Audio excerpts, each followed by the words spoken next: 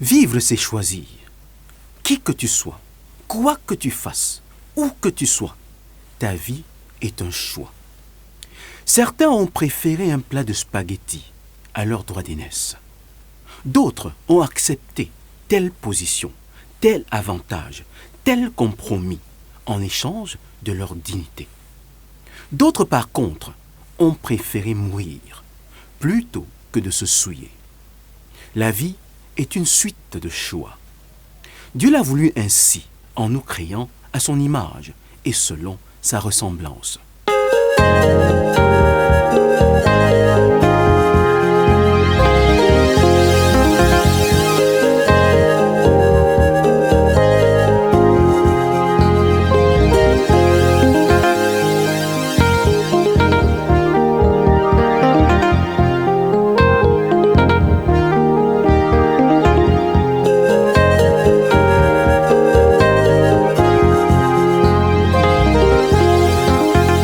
Bonjour bien-aimés, je suis George Kamsou, conseiller spirituel, formateur et enseignant de la parole de Dieu. Bienvenue à la Cité des Anges, un lieu de restauration où les vaincus deviennent des vainqueurs. Les souffrances se changent en force, les blessures en guérison. Un endroit où les échecs se transforment en victoire par la puissance de l'amour de Jésus-Christ, le ressuscité. Tes choix déterminent ton présent et façonnent ton avenir.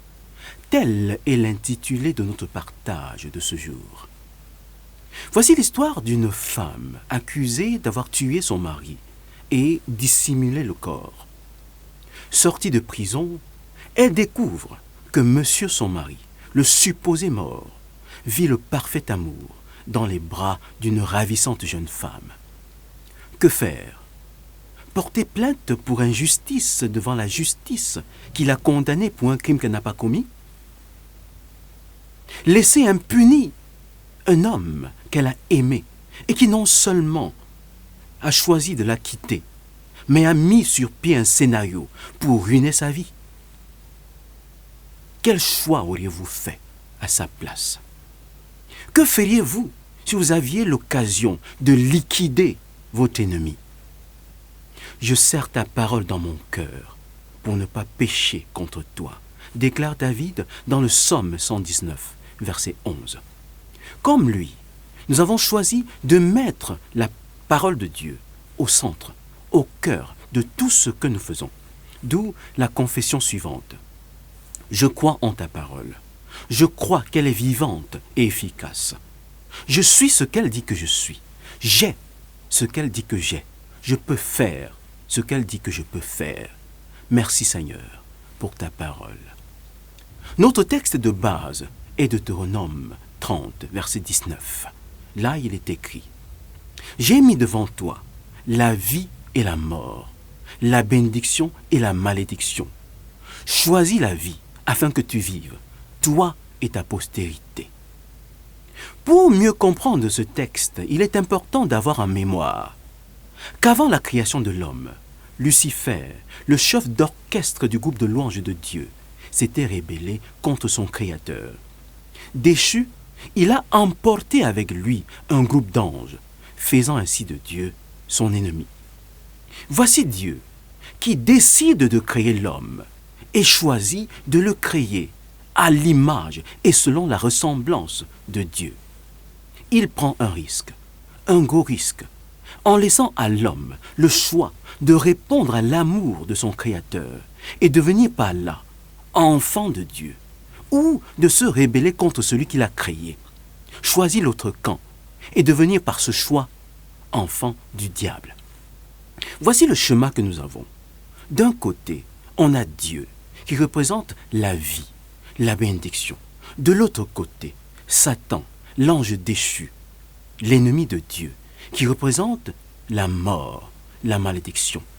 Et au milieu, l'homme, qui a toutes les cartes en main. Il a le choix entre honorer son Créateur, lui obéir, ou faire le contraire.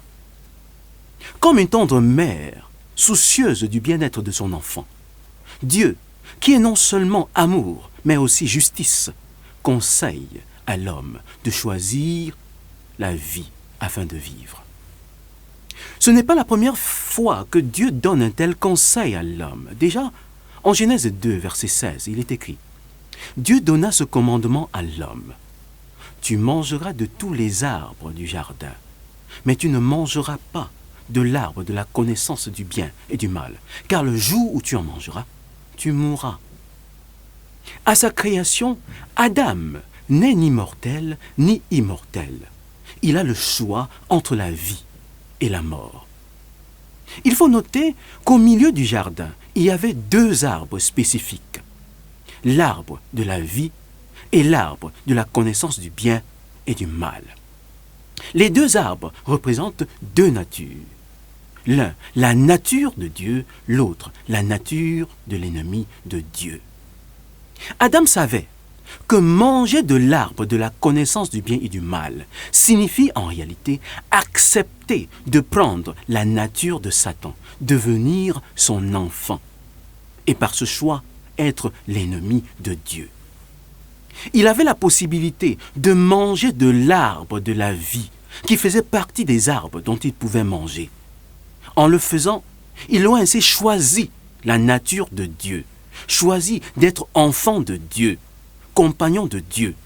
C'est en effet ce pourquoi il avait été créé. Mais comme l'amour n'est pas forcé, Dieu lui a laissé la possibilité de choisir.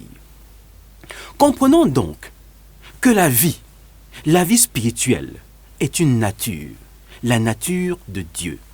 La mort spirituelle est une nature, la nature de l'ennemi de Dieu. Si tu as la nature de Dieu, tu vas faire comme Dieu. Dieu est amour, justice, paix, joie, fidélité. Si tu as la nature de l'ennemi de Dieu, tu vas faire comme l'ennemi de Dieu. Satan est le père du mensonge. Il incarne la haine, la jalousie. Adam, à qui Dieu avait parlé, a choisi de rester passif face au piège que le serpent avait tendu à Ève. Il a décidé de se taire. Par son silence, il a non seulement choisi sa position, mais également celle de sa postérité. Tes choix déterminent ton présent et façonnent ton avenir.